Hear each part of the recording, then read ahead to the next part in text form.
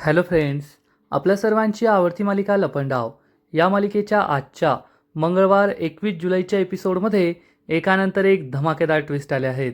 Friends, आजचा episode खूप भारी होता. मग नेमकं घडलंय तरी काय? तर आजच्या एपिसोडमध्ये सगळ्यात आधी तर कान्हा आपल्याशी खोटं बोलतोय, लपंडाव खेळतोय हे सखीला कळून चुकलंय. त्यामुळे कान्हा हा पुन्हा एकदा मी ऑफिसला जातोय असं म्हणून घराबाहेर पडला आणि मग सखीने त्याचा पाठलाग केला. मग आता सखी कान्हाला त्याच्या गर्लफ्रेंडबरोबर रंगेहात पकडणार का हे पाहायला मजा येईल. आणि दुसरीकडे सरकारला प्रीतम प्यारेचं सत्य कळालंय. सरकारने रक्त तर देऊन टाकलं, पण त्यानंतर हा प्रीतम धर्माधिकारी आणि त्याचा तो पीए हे दोघेसुद्धा गायब झाले आहेत. सरकारला कळलंय की त्यांचा नंबर हा अस्तित्वात नाही आहे आणि त्याचबरोबर त्याने गिफ्ट केलेला हा फ्रेंच परफ्यूमसुद्धा खोटा आहे हे सरकारला कळालंय. त्यामुळे सरकारच्या पायाखालची जमीनच सरकली आहे. मग हे सगळं नेमकं घडलं तरी कसं हे जाणून घेण्यासाठी हा व्हिडिओ शेवटपर्यंत नक्की पहा. फ्रेंड्स, आजच्या एपिसोडच्या सुरुवातीलाच कान्हा आणि सखी हे दोघे रूममध्ये येतात आणि सखी कान्हाला विचारतो, बेबी सरकार, हा प्रीतम धर्माधिकारी कोण आहे? आधी मला ते सांगा. सखी म्हणते, अरे हो, तुला ते सांगायचंच राहून गेलं.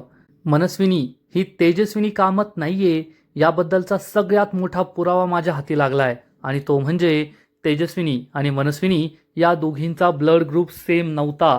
माझा आणि माझ्या आईचा ब्लड ग्रुप सेम होता आणि मनस्विनीचा ब्लड ग्रुप हा वेगळा आहे हे सिद्ध करण्यासाठी मला तिचं रक्त हवं होतं आणि ते रक्त मिळवण्यासाठीच मी या प्रीतम धर्माधिकारीला तयार केलंय.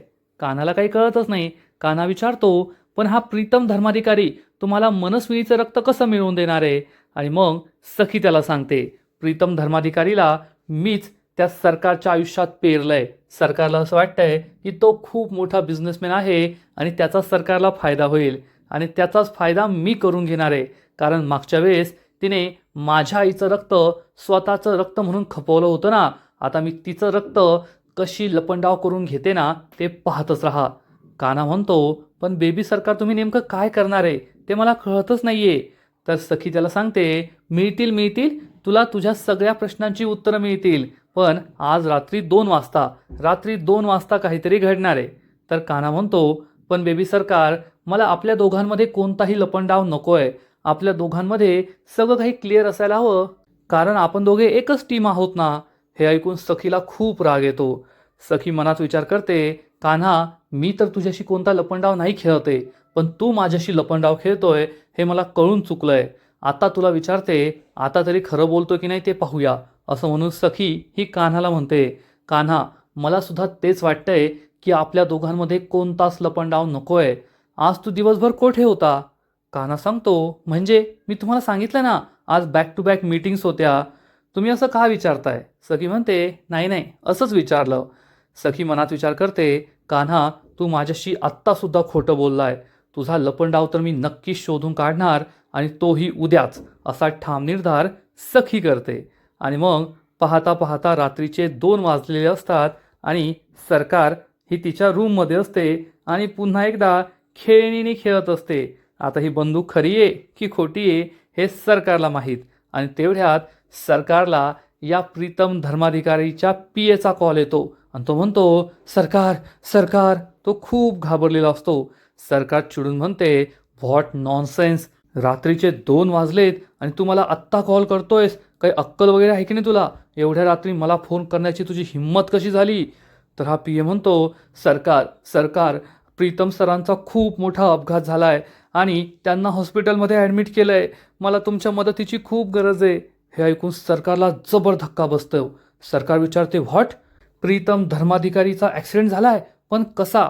हा पीए सांगतो, मॅडम, आमचे सर एका मीटिंगला चालले होते. ड्रायव्हर खूप हळू गाडी चालवत होता, त्यामुळे ते म्हणाले मी गाडी चालवतो आणि मग प्रीतम सरांनी स्वतः गाडी हातात घेतली, खूप जोरात चालवली, डिवायडरशी गाडी धडकली, गाडी पलटी झाली आणि त्यांना खूप लागलंय, म्हणून मी तुम्हाला फोन केलाय. सरकार चिडून म्हणते, अरे मूर्ख माणसा, मग त्यांना हॉस्पिटलमध्ये घेऊन जा ना, मला कशाला फोन केलाय? हा पीए सांगतो, ओ मॅडम, तुम्हाला ॲक्सिडेंटची बातमी देण्यासाठी नाही फोन केला आहे. मी प्रीतम सरांना सिटी हॉस्पिटलमध्ये घेऊन आलोय, त्यांना ॲडमिट केलंय, पण त्यांचा खूप जास्त ब्लड लॉस झाला आहे, त्यांना रक्ताची गरज आहे. तुम्ही तुमचं रक्त देऊ शकता का? सरकार चिडून म्हणते, व्हॉट रबिश, अरे 24 तास ब्लड बँक ओपन असतात, कोठेही जायचं रक्त घेऊन यायचं, एवढा मोठा बिझनेसमॅन तुझा मालक आणि त्याला रक्ताची अरेंजमेंट करता येत नाही का तुला? तर हा पी ए म्हणतो, ओ मॅडम सगळीकडे चेक करून झालंय, पण त्यांचा ब्लड ग्रुप खूप रेअर आहे, सापडतच नाहीये, त्यामुळे तुमची मदत घेण्यासाठी तुम्हाला कॉल केला आहे. तुमचा ब्लड ग्रुप कोणता आहे? सरकार क्षणभर विचार करते, माझा A B negative, A B negative. आणि मग लगेच हा पी ए म्हणतो, अरे हो, आमच्या सरांचा सुद्धा हाच ब्लड ग्रुप आहे ना, तोच कुठे भेटत नाहीये मॅडम. मॅडम प्लीज आत्ताच्या आता या ना सरांना रक्त देण्यासाठी, तुम्हीच त्यांचा जीव वाचू शकता, नाहीतर प्रीतम सरांचं काही खरं नाही. सरकार म्हणते, तुला सांगितलेलं कळत नाही का? एवढ्या रात्री मी येणार नाहीये. जा ब्लड बँकमध्ये शोध, तुला ए बी निगेटिव्ह रक्त भेटून जाईल आणि मला पुन्हा डिस्टर्ब करू नको. तर हा पी ए रडण्याचं नाटक करतो, मॅडम असं का बोलताय तुम्ही? अहो प्रीतम सर जगले तर आम्ही जगू, आम्ही जगलो तर ती कंपनी जगेल, त्यांच्याशिवाय कंपनी सांभाळणारं कोणी नाही आहे. आणि तुम्हाला सुद्धा माहिती आहे की तुम्ही दोघांनी आत्ताच कोलॅबरेशन केलं आहे. प्रीतम सरांना जर काही झालं तर तुमचं सुद्धा काही खरं नाही, तुमची कंपनीसुद्धा बुडेल, हे लक्षात ठेवा. आणि सरकारला आठवतं की तिच्या कंपनीला आजकाल किती लॉसेस होत आहे. कान्हा आणि सखीने ते कॉन्ट्रॅक्ट जिंकलं, मग शेअर मार्केटमध्ये तिच्या कंपनीचे शेअर्स हे रोज लोअर सर्किटला लागत आहे आणि मार्केटमध्ये तिची इज्जत पूर्ण गेली आहे. आणि त्यानंतर प्रीतमनेच तिच्याशी कोलॅबरेशन केलं होतं, हे सगळं सरकारला आठवतं आणि सरकारचा नाईलाज होतो. प्रीतम जगला तरच मी जगेल हे तिला कळून चुकतं आणि ती म्हणते, ठीक आहे येते मी रक्त द्यायला, कोठे यायचं आहे? पी ए सांगतो, सिटी हॉस्पिटलला. आणि सरकार नाईलाजाने आता रक्त द्यावंच लागेल, कारण शेवटी माझाच फायदा आहे असा विचार करून आपल्या रूममधून बाहेर पडते. आणि हा सगळा सखीचाच प्लॅन असतो. सखी तिला घरातून बाहेर पडताना पाहते आणि म्हणते, मनस्विनी आता पहा मी तुझं रक्त कसं मिळवते. रक्त तू प्रीतमला नाही तर मला देणार आहे, आणि या रक्ताचा तुला फायदा नाही तर खूप मोठा तोटा होणार आहे, एवढं लक्षात ठेव. असा विचार करून सखी खूप खुश होते आणि सरकारच्या मागे मागे या हॉस्पिटलमध्ये जाते. थोड्याच वेळात सरकार सिटी हॉस्पिटलमध्ये पोहोचते. तेथे प्रीतम हा जखमी अवस्थेत कोमात असल्यासारखा नाकाला ऑक्सिजन मास्क लावून वगैरे बेडवर झोपलेला असतो आणि सरकार त्याच्या बाजूच्या बेडवर जाऊन झोपते. अजूनही सरकारचं रक्त काही घ्यायला सुरुवात केलेली नसते आणि आपला पी ए लगेच आपली ॲक्टिंग सुरू करतो. सरकार, खरंच तुम्हाला हात जोडून नमस्कार आहे. आज तुम्ही आलात म्हणून आमचे प्रीतम सर वाचतील.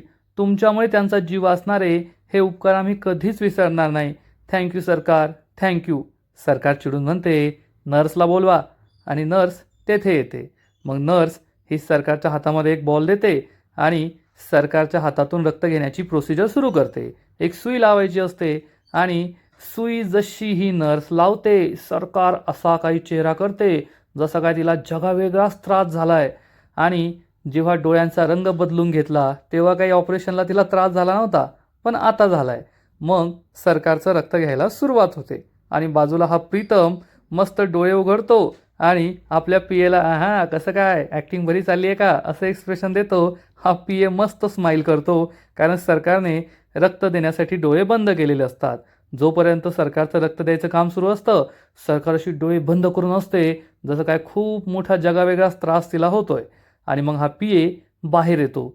सखी बाहेरच उभी असते आणि पी ए म्हणतो, सखी मॅडम सगळं काही ठीक होतंय आपल्या मनाप्रमाणेच? सखी विचारते, तिने रक्त द्यायला सुरुवात केली आहे ना? हा पी ए हो म्हणतो. हो, सगळं कंट्रोलमध्ये आहे. सखी या पी एला सांगते, सरकारचं रक्त घेऊन झाल्यानंतर सरकार इथून निघून जाईल, मग ती ब्लड पाऊच माझ्याकडे द्यायचं. हा माणूस हो म्हणतो आणि आतमध्ये जातो. इकडे सरकार ही तोपर्यंत रक्त देऊन झालेलं असतं. मग नर्स तिच्या हातातील ही सुई काढते. सरकारला पुन्हा एकदा खूप त्रास होतो. नर्स मग तिची प्रोसिजर करत राहते. सरकार थोडा वेळ तेथेच बसते आणि हा पी ए एकच डायलॉग मारतो, त्याला दुसरा डायलॉग नाही आहे, तो परत तेच बोलतो, सरकार खूप खूप थँक्यू, तुमचे आमच्यावर खूप उपकार झाले, आज तुमच्यामुळेच आमचे प्रीतम सर वाचले आहेत. सरकार म्हणते, आता एवढी मदत तर करावीच लागते ना, शेवटी त्यांचा जीव वाचणंसुद्धा महत्त्वाचं होतं. इतकी मोठी कंपनी आहे त्यांची, आता आमचं कोलॅबरेशनसुद्धा होणार आहे आणि बिझनेस रिलेशनशिप आहेत, आता फॅमिली रिलेशनशिपसुद्धा झाले असं म्हणायचं. असं म्हणून सरकार या प्रीतमकडे पाहते आणि तेवढ्यात तिच्या मनात एक शंका येते. सरकार या पीएला विचारते, प्रीतम धर्माधिकारी यांचा एवढा मोठा अपघात झालाय, पण त्यांच्या कुटुंबातून कुणीच आलं नाही. त्यांची आई तर आहे ना, अरुणा, त्या का नाही आल्या येथे? हा पीए खूप घाबरतो. आता काय उत्तर द्यायचं हाच प्रश्न त्याला पडतो आणि सरकारच्या मनात शंका येते. एवढा मोठा अपघात झाल्यानंतर सुद्धा यांची आई येथे का नाही आहे? त्यांचे कोणी फॅमिली फ्रेंड्स, त्यांचे कोणी एम्प्लॉईज, घरचे कोणी फॅमिली मेंबर्स येथे का नाही आहे? या पीएला काय उत्तर द्यावं ते कळत नाही. पीए हा लगेच बाहेर सखीकडे पाहतो आणि सखी त्याला इशारा करते की हाताचा पॅरालिसिस. तेव्हा त्याच्या लक्षात येतं आणि मग हा पीए सांगतो, कसं आहे ना सरकार, तुम्हाला माहीतच असेल की सरांच्या आईसाहेबांना पॅरालिसिस झाला आहे आणि त्यांची अवस्था खूप बिकट आहे. जर त्यांना हे कळलं तर त्यांना आणखीन मोठा धक्का बसेल, त्यांच्या जीवाला धोका निर्माण होईल. त्यामुळे त्यांना नाही सांगितलं. सरकारला हे कारण पटतं. पीए म्हणतो, एकदा का ते बरे झाले आम्ही त्यांना लगेच सांगणार आहोत, तुम्ही टेन्शन घेऊ नका. सरकार चिडून म्हणते, मी टेन्शन घेत नाही, टेन्शन देते, हे लक्षात ठेवायचं. पीए गप्प बसतो. सरकार तिच्या बेडवरून उठते, प्रीतम जवळ येते. प्रीतम डोळे बंद करून झोपलेला असतो आणि मग सरकार या पीएला युजलेस असं म्हणून आपल्या वॉर्ड बाहेर पडते. सखी निवांत उभी असते. तेवढ्या सखीला दिसतं, अरे देवा, सरकार आली आहे. मग सखी लगेच तेथे एक पडदा असतो त्याच्या मागे जाऊन लपते. सरकार तिच्या एकदम शेजारून येते आणि काहीतरी विचार करते आणि मग सखी ही लगेच वॉर्डमध्ये निघून जाते. सरकार आजूबाजूला पाहते तर या सिटी हॉस्पिटलमध्ये सखी, हा प्रीतम, तो पीए आणि ती नर्स हे चौघे सोडून फक्त सरकारच पाचवी असते. रिसेप्शनवर कुणी नाही, दुसरे डॉक्टर नाही, दुसरे पेशंट नाही, कुणीच नसतं. आणि सरकार विचार करते, हे हॉस्पिटल एवढं खाली का आहे? या हॉस्पिटलमध्ये कुणीच नाही आहे, असं कसं होऊ शकतं? हाच प्रश्न सरकारला पडतो. पण एवढा विचार करायची इच्छा नसते सरकारची. त्यामुळे सरकार म्हणते, व्हॉटेवर, एवढा विचार करायला वेळ नाही आहे, रात्रीचे किती वाजलेत, मला घरी जायचं आहे, झोपायचं आहे. आणि तेवढ्याच सरकारच्या लक्षात येतं, अरे यार, मी गाडीची चावी आतमध्येच विसरून आले. जसं काय 10 मजले खाली उतरून आली असे तिचे एक्सप्रेशन असतात. ओ गॉड. आणि मग सरकार गाडीच्या चाव्या घेण्यासाठी परत जाते आणि इकडे सखी ही आतमध्ये येते वॉर्डमध्ये आणि नर्सला म्हणते, नर्स, ते ब्लड पाऊच द्या. नर्स तिच्याकडे हे रक्त देऊन टाकते. सखी खूप खुश होते आणि हा पीए सुद्धा खुश असतो. आणि इकडे सरकार आपल्या गाडीच्या चाव्या घेण्यासाठी या वॉर्डमध्ये येत असते. आणि जर सरकारने सखीला इथे पाहिलं तर सगळाच प्लॅन फिसकटला. सरकार ही वॉर्डजवळ येत असते आणि इकडे सखी मात्र खूप खुश असते की माझा प्लॅन यशस्वी झाला आहे आणि शेवटी मला सरकारचं रक्त मिळालं आहे.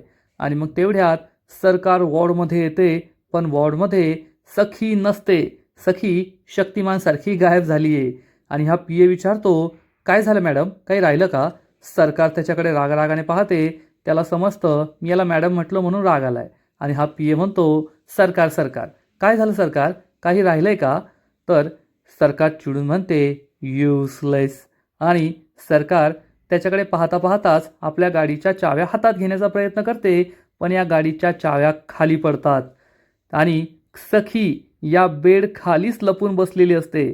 कदाचित तिला कळलंय की सरकारच्या चाव्या इथे राहिल्या आणि त्या चाव्या घेण्यासाठी ती नक्की येईल. त्यामुळे सखी ही बेड खाली लपून बसलेली असते. सरकारला खूप राग येतो. ओ शेट, चाव्या खाली पडल्या, जसं काय गच्चीवरून 10 मजले चाव्या खाली पडल्या आहेत, असा सरकारला त्रास होतो. सरकार या पीएकडे रागाने पाहते आणि मग त्याच्याकडे पाहताच खाली वागते या चाव्या घेण्यासाठी. आता सरकारची स्टाईलसुद्धा वेगळी आहे. सरकार अशी काय डायरेक्ट खाली वागत नाही, त्याच्याकडे पाहत अशी खाली बसते एकदम स्टाईलमध्ये. आणि मान खाली कोण करेल, मान कधी वाकवायची नाही. त्यामुळे खाली न पाहता की चाव्या कोठे पडल्यात असा हात इकडे तिकडे फिरवत असते. आणि सखी मात्र खूप घाबरलेली असते. मांजरीसारखे डोळे बंद करते, म्हणजे मी डोळे बंद केले तर मी सरकारला दिसणार नाही असा कदाचित सखीचा समज असावा. आणि सरकार चावी शोधते, पण सरकारला चावी काही सापडत नाही. मग तेवढ्यात तिला कशीबशी चावी सापडते. पण सरकारला संशय येतो की कोणीतरी आहे या बेड खाली लपलेलं. सखी खूप घाबरते. आता सरकार खाली वाकून पाहते की काय, आणि सखी ही खाली तशीच बसलेली असते. हा पीए खूप घाबरतो, असे मोठे डोळे करतो. त्याला असं वाटतं की आता सरकार खाली बेडच्या खाली पाहणार आणि सखी रंगेहात पकडली जाणार. आणि सरकारला सुद्धा संशय येतो की बेड खाली नक्कीच कुणीतरी लपलंय. आणि सरकार ही बेड खाली वाकून पाहणार. तसं तर सरकार बऱ्यापैकी बेड खाली पाहते आणि तिला सखी दिसते सुद्धा. पण सरकार असं दाखवते की मला कोणी दिसलंच नाही. आणि तेवढ्यात हा पी ए म्हणतो, सरकार सरकार. सरकार त्याच्याकडे पाहते आणि हा पी ए म्हणतो, सरकार खूप खूप थँक्यू. आज तुमच्यामुळेच प्रीतम सर वाचले आहेत. तुमचे आमच्यावर खूप उपकार झाले आहेत. सरकारला खूप राग येतो, कारण आल्यापासून या पी एने एवढा एकच डायलॉग मारला आहे, खूप खूप थँक्यू. तुमच्यामुळे प्रीतम सर वाचले आहेत. त्यामुळे सरकार रागारागाने उठून उभी राहते. त्यामुळे सखी वाचते. सखी सरकार या दोघांची भेट झालेली नाहीये. सरकारने सखीला पाहिलेलं नाहीये. सरकार या पी एवर खूप चिडते. सखी सुटकेचा निश्वास सोडते, वाचले. आणि या पी एला सुद्धा आनंद होतो, वाचली. आणि सरकार या पी एवर चिडून म्हणते, 100 वेळेस कागदावर लिहून काढा हे तुमचं फेवरेट वाक्य. हा पी ए मान खाली घालतो आणि सरकार तेथून निघून जाते. सरकार गेल्यानंतर सखी बाहेर येते. प्रीतमचा पी ए म्हणतो, आज थोडक्यात वाचलो, नाहीतर काय झालं असतं काय माहीत. बरं झालं सखी तुला त्या चाव्या दिसल्या, नाहीतर आज आपण फसलो असतो. सखीला आठवतं की जेव्हा सखी हे ब्लड बॅग हातात घेत होती तेव्हा तिला तेथे साईड टेबलवर सरकारच्या गाडीच्या चाव्या दिसल्या होत्या आणि तिला समजलं होतं की सरकार चाव्या येथे विसरून गेली आहे. याचा अर्थ ती चाव्या घेण्यासाठी नक्की परत येईल आणि मग सखीला ती रंगेहात पकडू शकते. त्यामुळे सखी या बेडखाली लपून बसली होती. आणि सखी म्हणते, आता अडकण्याची वेळ आपली नाही आहे, तर त्या सरकारची आहे. आता पहा मी काय करते ते. आणि तेवढ्यात हा प्रीतम उठून बसतो आणि सखी या दोघांना समजावून सांगते, आता तुम्ही दोघांनी एकच काम करायचं आहे. काहीही झालं तरी त्या सरकारच्या समोर यायचं नाही, लपून बसायचं. हे दोघे म्हणतात ठीक आहे. सखी त्यांना तिथून पळून जायला सांगते आणि प्रीतम अशी धूम ठोकतो तिथून आणि हे दोघे तिथून पळून जातात. ही ब्लड बॅग पाहून सखी खूप खुश होते की आता माझ्या हातात सरकारचं रक्त आलंय आणि मी सरकारचा खरा चेहरा सगळ्यांसमोर नक्कीच आणू शकेल. आणि मग दुसरा दिवस उजाडतो आणि कान्हाच्या घरी आपली तेजस्विनी एकदम सरकारसारखीच नटून ठटून तयार बसून असते. आणि अपर्णा तिला जेवायला वाढते किंवा ब्रेकफास्टला वाढते आणि अपर्णा तिला देते मस्तपैकी गरमागरम व्हाईट सॉस पास्ता. आणि हे पाहताच तेजस्विनी असं दाखवते, हे काय, हे मला नको खायला. अपर्णा तिला समजावून सांगते की कान्हाने मला त्या सरकारचा व्हिडिओ पाठवला आहे. ती जे खाते जसं खाते तसंच तुला खायचं आहे, कारण तुझी प्रॅक्टिस व्हायला पाहिजे. पण तेजस्विनीने आयुष्यात कधी पास्ता पाहिलाच नाहीये, असं करते. आता तेजस्विनी 12 वर्ष कालकोठडीत होती. 112 वर्ष नाही, म्हणजे जवळपास 2014च्या आसपास ती कालकोठडीत होती आणि त्याच्या आधी ती मस्त घरी होती. आणि त्या काळात पास्ताचा शोध नक्कीच लागला असेल. प्लस ती राघव कामतची बायको होती, ज्याच्याकडे हजारो करोड रुपयांची प्रॉपर्टी होती. एवढी श्रीमंत बाई आणि तिला कदाचित पास्ता म्हणजे काय असतो ते माहीत नाही. आणि यापुढे तर आणखीन मोठा जोक आहे. अपर्णा तिला समजावून सांगते, तुला हेच खावं लागेल. आणि तेजस्विनी म्हणते, नाही नाही मला हे नको आहे, मला उपीट, पोहे, थालीपीठ असं काहीतरी दे. हे असं मी कधीच खाल्लेलं नाही आहे. अपर्णा तिला म्हणते, पण आत्ता खावं लागेल, कारण जर तुला सरकार म्हणून जगायचं आहे तर सरकारच्या खाण्यापिण्याच्या सवयीसुद्धा तुला अंगीकाराव्या लागतीलच. तुला हेच खावं लागेल. तेजस्विनीचा नाईलाज होतो आणि मग अपर्णा कान्हाने पाठवलेला सरकारचा व्हिडिओ तेजस्विनीला दाखवतो. आता एक वेळेस ठीक आहे की तुम्हाला पास्ता आवडत नाही, त्यामुळे तुम्हाला तो खायचा नाही आहे. तुमच्या आवडीनिवडी वेगळ्या असू शकतात. पण ज्या बाईचा नवरा शेकडो हजारो करोडोंच्या कंपनीचा मालक होता, त्या बाईला काट्या चमच्याने सुद्धा खाता येत नाही. मग या व्हिडिओमध्ये जसं सरकार खात असते काट्या चमच्याने, तसं आयुष्यात पहिल्यांदाच काटा चमचा पाहिला आहे असं तेजस्विनी काटा चमचा उचलते. आणि काट्याने खाऊ की चमच्याने खाऊ, मग या व्हिडिओमध्ये पाहत पाहत जसं मनस्विनी करतीये तसंच तेजस्विनी हा जो पास्ता असतो तो या काट्यामध्ये घेते. आता कदाचित तिला खायचं कसं हे सुद्धा कदाचित तेजस्विनी विसरली आहे. त्यामुळे असं हळूच खाते, जसं काय काट्याने खाल्ल्यावर खूप मोठी जखमच होणार आहे. आणि तिचा हा सगळा अवतार पाहून, तिची ॲक्टिंग पाहून अपर्णाला सुद्धा हसू येत असतं. आणि मग तेजस्विनी कसा बसा पहिला घास खाते. मग त्यानंतर मनस्विनीच्या व्हिडिओकडे पाहते की मनस्विनी कशी खातीये, खाल्ल्यानंतर तोंड बंद करतीये, मग काय तिचे हातवारे असतात वेगवेगळे, तिच्या चेहऱ्यावर जे हावभाव असतात हे सगळं ती बारकाईने पाहत असते. थोडा वेळ लागतो तिला, पण हळूहळू तेजस्विनीला हे जमू लागतं. तेजस्विनी जशी मनस्विनी खात असते, जसे एक्सप्रेशन असतात आणि खायच्या वेळेस जसा तिचा चेहरा असा एकदम स्ट्रेट असतो, म्हणजे सामान्य माणूस हा जेवताना काही बोलतो किंवा त्याच्या चेहऱ्यावर काही हावभाव असतात, पण सरकारच्या चेहऱ्यावर तसं काही नसतं. सरकारच्या चेहऱ्यावर नेहमीच 12 वाजलेले असतात आणि तेजस्विनी अगदी तसंच शिकते आणि तिला हे जमतंय हे पाहून अपर्णाला खूप आनंद होतो आणि हळूहळू ही तेजस्विनीसुद्धा मनस्विनीच बनेल असं वाटतंय. दुसरीकडे सखीच्या रूममध्ये गौतम, परशुराम आणि मीनाक्षी आलेले असतात आणि सखी त्यांना रात्री झालेला सगळा प्रकार सांगते की मी सरकारचं रक्त कसं मिळवलं. हे ऐकून या तिघांना खूप आनंद होतो आणि तिघेही सखी आणि कान्हाचं खूप कौतुक करतात की खरंच तुम्ही खूप छान काम केलंय, तुम्ही सगळे काही पुरावे मिळवले आहेत. सखी म्हणते, हो, आता आपल्याकडे सरकारविरुद्ध 2 सगळ्यात मोठे पुरावे आहेत. सगळ्यात मोठा पुरावा हा ब्लड रिपोर्ट ज्यात सरकारचं आणि माझं रक्त मॅच होत नाही, आणि दुसरा पुरावा माझ्या आईची प्रेग्नन्सी रिपोर्ट. सरकारच्या पोटावर तशी कोणतीही खून नसेल, ऑपरेशनचं व्रण नसेल. घरातील सगळे खूप खुश होतात. सखी म्हणते, आता माझ्या घरात जी राहते ती माझी आई तेजस्विनी नाही तर मनस्विनी आहे, हे सिद्ध करण्यापासून मला कुणीही थांबवू शकत नाही, हे तर होऊनच राहणार. परशुराम आणि मीनाक्षी सखी आणि कान्हाचं कौतुक करतात की खरंच तुम्ही दोघांनी चमत्कार घडवलाय, चमत्कार, आणि हे सगळं तुमच्याच मेहनतीमुळे सिद्ध झालंय. पण सखी मात्र नाराज होते, कारण कान्हा तिच्याशी काहीतरी लपंडाव खेळतोय, तो तिच्याशी खोटं बोलतोय. आणि सखी म्हणते, कान्हा काल माझ्याबरोबर नव्हता. मीनाक्षी आणि परशुरामला आश्चर्य वाटतं. मीनाक्षी विचारते, तुझ्याबरोबर नव्हता म्हणजे का? सखी सांगते, कारण त्याला सध्या खूप महत्त्वाचं काम आहे, तो सध्या ऑफिसमध्ये बिझी आहे ना, पण तो आपल्याबरोबर आहे, तो आपल्याला मदत करतोय. गौतम म्हणतो, ते तर आहेच, आपल्याला कान्हाची साथ ही नेहमीच मिळणार आहे.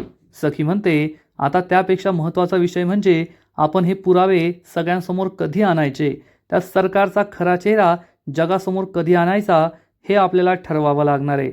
आणि तेवढ्यात कान्हा तेथे येतो. गौतम म्हणतो, अरे कान्हा थांब, आपल्याला महत्त्वाचं बोलायचं आहे. पण कान्हा म्हणतो, नाही नाही नाही नाही, मला खूप महत्त्वाचं काम आहे ऑफिसमध्ये, मला जाऊ द्या. असं म्हणून कान्हा तेथून पळून जातो. परशुराम आणि मीनाक्षी म्हणतात, कान्हाने ऑफिस थोडं जास्तच सिरियसली घेतलं आहे, आजकाल तो काय घरी दिसतच नाही आहे. पण सखीला माहीत असतं की कान्हा काही ऑफिसला जात नाही, तर जातो दुसरीकडे कुठेतरी. कान्हाचं बाहेर काही सुरू आहे का अशी शंका, अशी भीतीसुद्धा सखीला वाटते आणि सखीला खूप टेन्शन येतं. सखी म्हणते, कान्हा तू माझ्याशी लपंडाव खेळतोय आणि आज मी तुझा लपंडाव उघड करून राहणारच. तू कोठे जातो, काय करतो हे मी शोधून काढणारच, असा ठाम निर्धार सखी करते आणि आजचा एपिसोड येथेच संपतो. फ्रेंड्स, लपंडाव या मालिकेचा आजचा एपिसोड खरंच खूप भारी होता, इंटरेस्टिंग होता. सखी थोडक्यात वाचली, नाहीतर सरकारने तिला रंगेहात पकडलंच असतं आणि कान्हाच्या लपंडावाबद्दल सुद्धा सखीच्या मनात शंका आली आहे. मग आता सखीला सत्य कळेल की नाही हे पाहायला मजा येणार आहे.